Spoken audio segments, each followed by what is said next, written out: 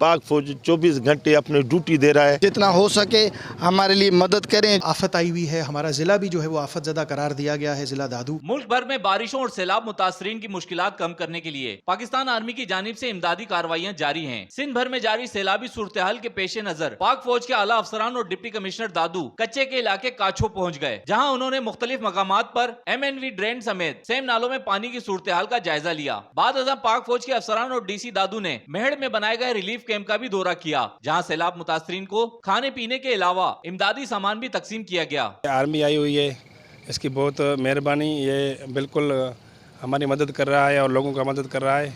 मैं शुक्रगुजार हूँ आर्मी का।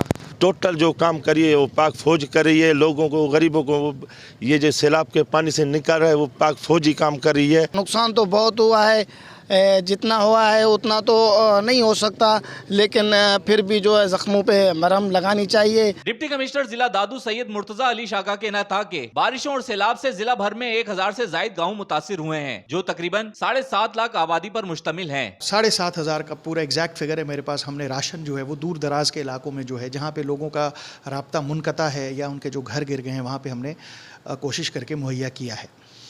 अब इन सारी जो हमारी एफ़र्ट्स हैं रिलीफ़ की, उसमें ज़ाहिर ज़िला इंतज़ामिया, हुकूमत सिंध, वफाकी हुकूमत और हमारी जो मुसल्लह अफ़वाज हैं वो बिल्कुल हमारे साथ हैं, शाना बशाना हैं। मुतासरीन का कहना था कि पाकिस्तान भर में सैलाब मुतासरीन की मदद और इमदाद में पाक फौज का किरदार इंतहाई काबिल तारीफ है, जिसमें उन्होंने रेस्क्यू के साथ साथ हर तरह की मदद में अपना अव्वलीन किरदार अदा किया है। रेहान गनी, पासबान न्यूज़, जिला दादू।